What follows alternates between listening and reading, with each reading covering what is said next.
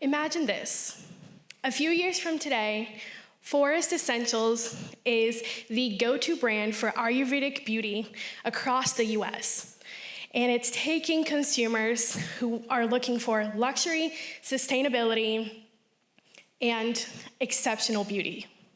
As Maya Angelou once said, people will forget what you did, people will forget what you said, but people will never forget how you made them feel. So together, let's make consumers feel exceptional and naturally beauty, the Forest Essentials way.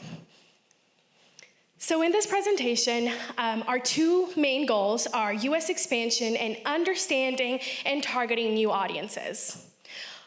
Our research and proposal was found through three main questions. The first one is, how can Forest Essentials promote and pursue international growth? How can they deliver their brand unique selling point to the US market and to their customers? And how can they leverage partnerships strategically as well as technology for growth? Our proposal aims to present 117 million generated revenue, as well as acquiring 800,000 new customers by the end of 2028 in 5 years. So we are Viva Consulting, and our team is composed by Huntley Doyle, Vice President of Technology, Destiny Lee, our Vice President of Finance, myself, Vice President of Operations, and Shanira Brown, Vice President of Marketing, who will take us away. So, as you guys are already aware, Forest Essentials is an Indian beauty brand that is a pioneer in using traditional Ayurvedic practices in their production of their products. And that is something that they should continue to do in the expansion of the company in the future. Some of the strengths that Forest Essentials has is their traditional practices, and since they've been a really big mainstay of environmentalism and ethical practices from the beginning of the company, that is going to be a really good cornerstone of their marketing for the future. Unfortunately, because most of their products rely on natural ingredients, you're going to have to deal with natural disasters such as monsoons, hurricanes, drought, and that's going to slow down supply chain. And also, some competition would be American brands nipping at the heels of Forest Essentials by American brands making their own green label products. And also, there's an Indian competitor, Kama Ayurveda, that is also going to be impacting the growth of Forest Essentials. Vanita here is an example of the current target market. She's in her mid-40s. She's a career woman. She is she really cares about the products that she uses on her skin and body, and she represents the values that Forest Essentials continues to use throughout all of their products. And definitely, as a middle-aged woman, she likes what she likes, and she's going to stick with it. So definitely, once she finds that product, she is a really great customer for lifetime value, and she has the income to continue buying these products because these are luxury items. Some problems that Forest Essentials has is the first one is declining market share because of these American brands making their own green label products. That is going to impact Forest Essentials' entrance into different markets. The second one is weak ESG. Potential consumers do not know that Forest Essentials is a pioneer in Ayurvedic practices. How many companies do you know out there that does chants to promote plant growth or handpick saffron for their soaps? That is something that they need to market to make sure that customers are aware of that before purchasing. And the third is lack of international growth. How Americans interact with beauty brands is a lot different than how the Asian market interacts with beauty brands. So how is Forest Essentials going to keep their same values but while pivoting to different international markets? To combat these challenges, we're recommending Forest Essentials to expand to the US. And looking at the Indian market is provides some helpful insights. So in the Indian market, Forest Essentials target around 15 million available consumers who are high-earning millennials. And because the herbal beauty market in India is highly concentrated, there's no room for growth for Forest Essentials. On the contrary, the US market size is almost quadruple that of India. Forest Essentials will be targeting Generation Z in the middle class to upper middle class income bracket who love cultural, quality, sustainable beauty products. And because of that, Forest Essentials can capture the growth of the US herbal beauty market by targeting this Generation Z and thus can build their customer base and expand their operations. And we can see the impact of this US expansion through doing the cost-benefit analysis, and which give us the net profit margin. So we have the net profit margin of India plus US expansion and the status quo. You can see by 2032, the net profit margin difference between India and the US versus status quo is materially higher. Therefore, we can see the immense value that For Essentials shareholders can get from this US expansion, and we will go on into this strategy in the following slides. So as Justini just mentioned, our strategy is threefold. So the first one is US expansion, additionally targeting Generation Z members, and then leveraging technology.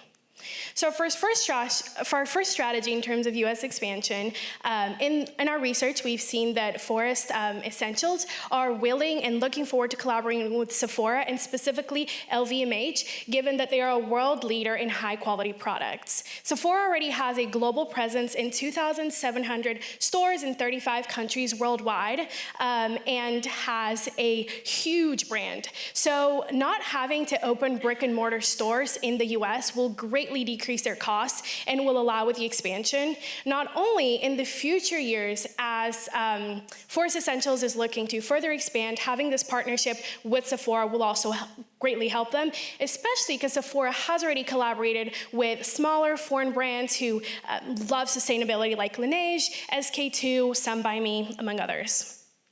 Not only, but Sephora always looks to collaborate with curated brands and is a champion of diversity, empowerment, and inclusivity in the US, but also in the world, which perfectly aligns with the values that Forest has. Now, in terms of value emphasis, it will be critical for the company to re-emphasize and emphasize over and over again their value through research before fully entering the market, conducting regular check-ins, and monitoring and auditing, making sure their value is being shared, but also implementing response plans that will be previously prepared to make sure that if the values are not respected, something can be done by it. And finally, through education and training, gaining staff buy-in at Sephora specifically, since they will be their brand champions. Now, our second strategy is targeting Generation Z, who are the first real digital natives of our world. 73% of them will purchase from companies they consider ethical, which is exactly what our company is, and they're organic brand ambassadors. Not only, but as they will grow up, their purchasing power will increase, so targeting them right now will help create a lifetime consumer since they are very loyal. And finally, Gen Z will choose brands that have a strong story and purpose and are committed to green practices and sustainability, which is exactly what your company is. So this is really quickly, we wanted to highlight what a user persona would be for a target in for Generation Z. This is Taylor, she's 23, she's from California, she's a computer science engineer, and she's motivated and loves buying from brands that are sustainable. Now, another part that we're looking to target is the clean girl aesthetic partakers. So this is a trend that has gone viral in the past. It has over 750 million views on TikTok and in the web, and this is a minimalistic, effortless look that captures exactly what your company offers.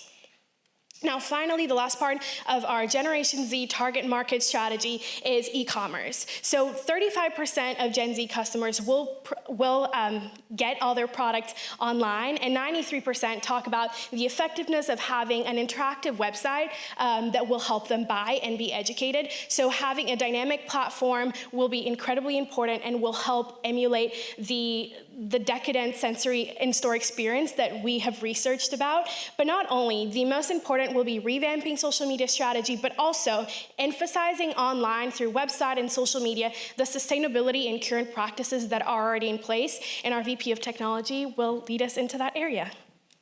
Thank you. So our last strategy is leveraging technology, and we have 5 areas we plan to do this. First is blockchain. Blockchain is becoming a lot more involved when it comes to payment periods. So currently, a lot of companies similar to Sephora are already having that in there just to protect information. We will be implementing this onto your guys' website just to ensure that when we do expand to the US, that all of the information is protected. We're also looking at chatbots. These will also be on your website. So this just not only helps with customer support, but ensures that as a customer goes on your website, they can talk to that chatbot and find things that fit their specific preferences. With that, we also have virtual reality. This will be on the website to really enhance those Indian cultural aspects. We do not want to lose that value when we go to the US, and that is a very big issue. So with these virtual realities, each step of the process, including the mixing of the materials with the chanting, the fermenting process, and the hand picking, will each have a virtual reality realm so that the US consumer can see it and kind of experience it without going all the way to India. Lastly, we have data analytics. This will track all your trends and behaviors in the US so we can see which areas we are doing successful and which areas we might need to adjust to better fit the new market. Lastly, if you could quickly just pull up your phone and scan the QR code. You also have the paper on your QR code, so if you just open your camera and you can scan that. Yes, please. Can you switch to the next slide? Yes. So when you go in and you pull it up, you will be transported to a page similar to this. Each of these QR codes will be on each product. With here, we have our 5 original suppliers. These are where those different pieces are being picked and fermented. They will then go into the Forest Essentials factory. This is where all of the mixing and the final product will be produced. It will then be sent through DHL, which is our process for shipping to Sephora. Sephora will then pass out each of the elements, and that's where you will buy your end product. You can also click on each of those icons. The icons will take you to the next page, which is each of the virtual realities, so that the customer can better understand how it works and get that Indian cultural aspect. This is very important because it not only emphasizes transparency through the entire process, but emphasizes that ability to be sustainable, which is becoming a much larger aspect of what a consumer wants in America. So next, we just have implementation. Here is our strategy timeline. It will first focus on this business planning, and then we will move into legal and compliance, so just making sure everything will move smoothly when we cross over. We'll then be working directly with Sephora. This is where we'll work out all of the kinks with logistics, as well as onboarding those employees to make sure we are not losing the Indian culture when we're doing our marketing strategies. And then lastly, we will have this product launch, which is when each of those elements will be available for sale. However, through this entire period of time, we will be having technological development because e-commerce will be something that you can more quickly do since we already know how to implement that and we just need to set up one for the US. However, with things like virtual reality, those things take time to be developed. So as we are starting in the US market, that will still be in the process of development. Next, we have our market strategies. So when we move into next steps, we don't want to lose the connection we have between the Indian culture and the US market. So with this, we want to make sure our market strategies are completely crossing over just to ensure that one is not leading without the other and that our hands are no longer involved in that area. Secondly, in the future, we are looking at partnerships for technological development.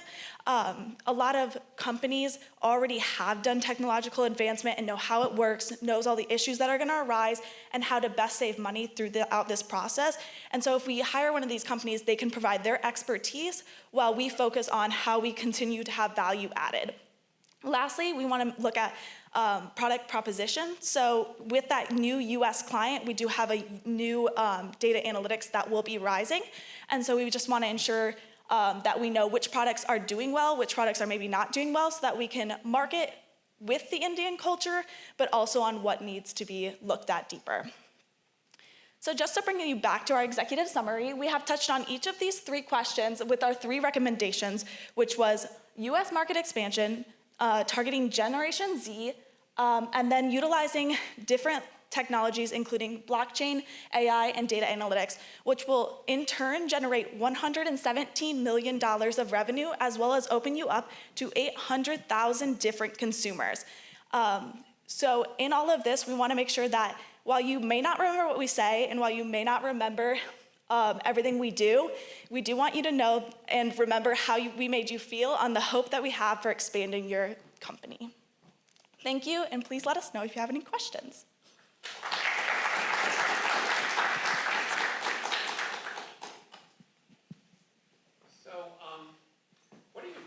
investors and partners at Estee Lauder think about your decision to go partner with Sephora? So that is something we did look a lot into because Estee Lauder is 40% of our market share currently. With this, we are already currently working with Sephora. So we are already in those stores. We did look at a partnership with them moving into the American market. However, when we moved into the American market, something they required was that we would switch over our marketing format and fit more of their brand image. And so while we break into that market, we are expecting them to be a little bit less involved in that process, but we are still carrying them as a very essential part of our Indian market. We just will not be taking on their operations when moving forward. And to add on to that, obviously Estee Lauder is a big shareholder, but eventually everything comes down to profitability.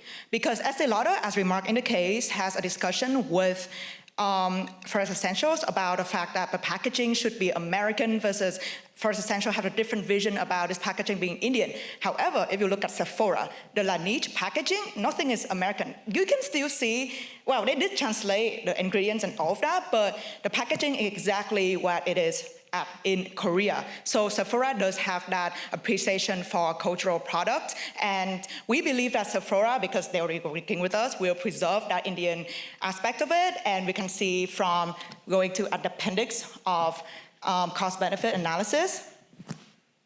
We can see that we have a gross profit of the US expansion of $74.7 million. Again, it is a very profitable expansion that we're considering here. So if I were Estee Lauder as a shareholder, I'll be like, well, bravo, this is bringing us money. And even though it's not our company that these guys are working with, it's providing us with shareholder value. And just to follow up on the same subject, you obviously you bet everything on this Sephora partnership. What happens if you go to pitch it and they say, nah, we've already got some similar products? And, we already looked into that because, it's interesting because if you look at, for Essential with Look Cosmetics, which they're partnering with in the UK premium online retail, it's actually, they have a lot of Look Cosmetics is already selling a lot of huge Ayurvedic cosmetics brands before For Essential even entering, like Ritual and all of that. Sephora doesn't have it. They still do not have an Ayurvedic cosmetics brand. They do have Moroccan oil, coconut oil, which is like, also like herbal beauty product, but a true, authentic Ayurvedic cosmetics brand, they do not have it yet. And so we believe that for Essential, this is where they can go inside, capitalize that niche that Sephora hasn't had it yet. And with the CAGR for the US Ayurvedic cosmetics at 16% per year until 2030, we just think, US market is where it is, where Sephora doesn't have that niche product providing yet as compared to Look Cosmetics. So the case study implies that the customer experience at the retail locations is hugely important. So how do you maintain that same customer experience if you use a third-party Sephora? We were mostly looking at this with that virtual reality element to it. So e-commerce is just becoming a much larger field in the US. If you go to all of the malls and stuff, a lot of stores are no longer doing brick and mortar because it's just not profitable anymore.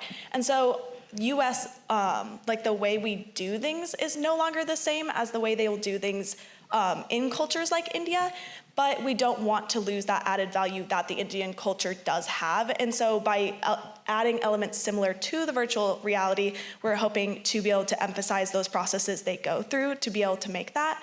We are also looking at, as there is that clean girl aesthetic, that's a very large thing run by brand ambassadors and kind of platforms such as TikTok. And so we will be working with similar people to just kind of not only show what value those have, but also helping just emphasize the processes that go into that so that not only can we capitalize on the clean girl aesthetic, but potentially start a similar trend of our own that we can capitalize on as well. So $1 million in marketing at year 0, and then no more marketing expense? No. Okay, so to fit into the screen, and can you go to the cost-benefit analysis? This is where we just want to fit it to the screen, but we do have a screenshot of the Excel of the model that we worked on. So basically, the $1 million is the blockchain development investment in year 0, which is like before the launch and all of that.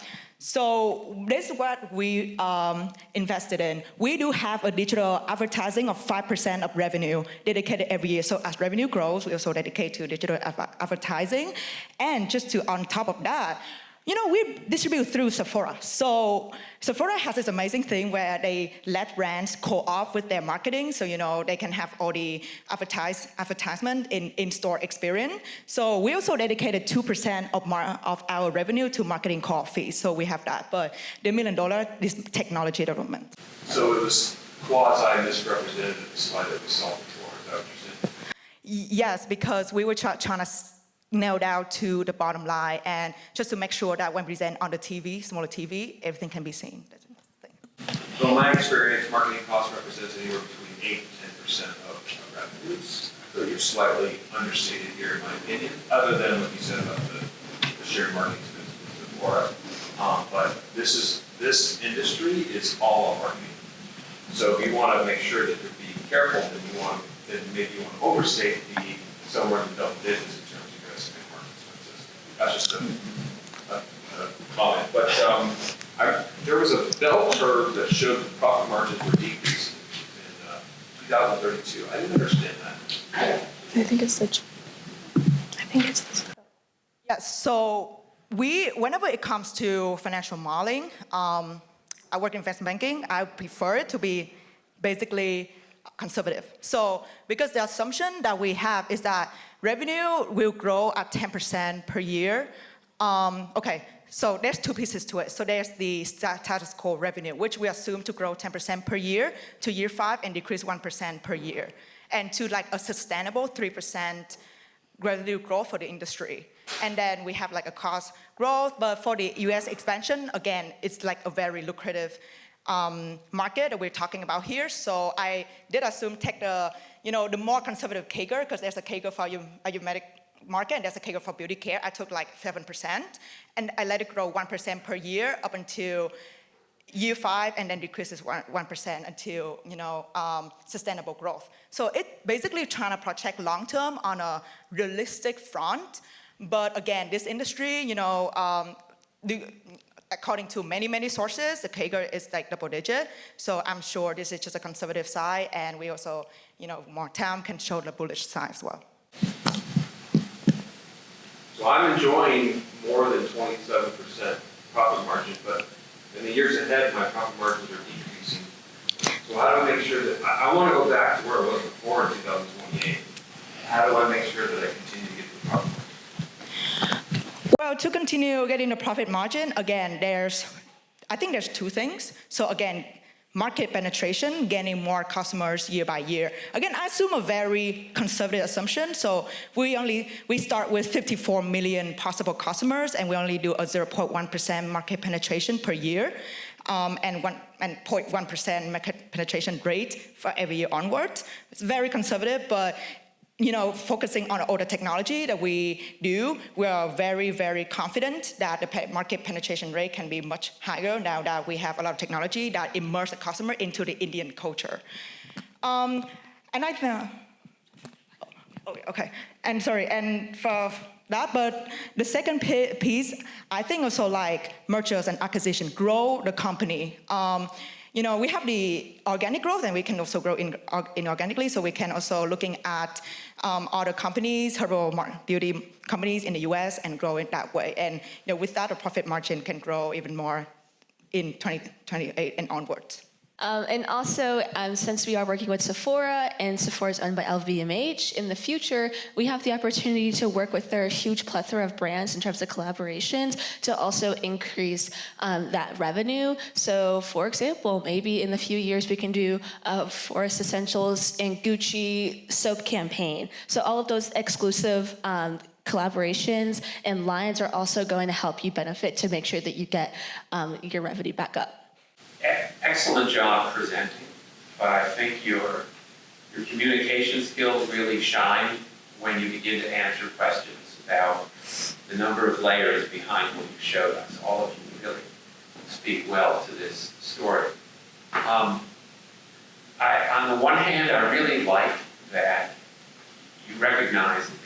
US is unaffordable by yourself. You have to do it through partnership. At the same time, I worry that you might be expecting too much out of a partner. They're a giant company, you're nobody. And you'll probably need to invest much more than you think just to grab and hold your partner's attention so they give your product the support that it needs. So it's less capital intensive, but it's still a pretty risky strategy. But it's a good story. You told it very well. Nice Thank job. you. Thank you. Thank you. I agree. I think it was an excellent presentation. There were a couple things that I thought were very interesting. This, collaboration with supports is an interesting proposition, but I do believe there's some risks. Nobody manages my thinking clients like I do. Nobody manages your customer like you do. So that's the risk. You have a third party management experience. And the case study, one thing I feel like you missed, the case study was specific on managing that process and giving the clients the opportunity to go to a retail store and understand what this experience is all about. So it's a very risky proposition. I think both of us agree on that. I do like how you really know your customer. You know how old they are. You know how much they make, where they live. You have to know your client. You have to put yourself into their shoes to be able to market to them effectively. I think you did an excellent job. You gave 2 different scenarios, and that's hugely important when you're selling drugs to the customer. I do like how you brought up some relevant technologies, blockchain, AI. That was a little bit unique in those 2 presentations. So I like that. I felt like it was a little bit lacking in terms of the experience. It was hard for me to visualize, even with the experience on my phone. It was a little bit more challenging. I could see how the technology worked, but I wasn't really grabbed. You didn't grab my attention to what that experience actually felt like. All in all, excellent presentation. Thank you. Thank you.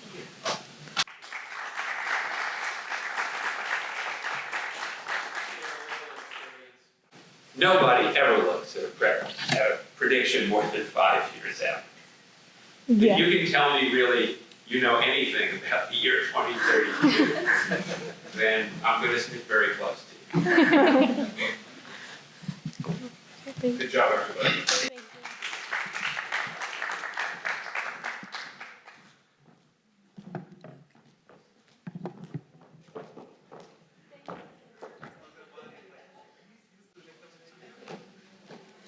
So that's it. Thank you to all our competitors, the finalists, and I also want to thank every team that's here, and also recognize and acknowledge all your academic advisors that traveled with you and have worked so closely with you to make today possible. Thanks to our judges and our IB team, and the winners unfortunately will not be announced right now. They'll be announced tonight at the awards dinner and also posted on social media. So thanks to everyone for coming, and great job to all our competitors.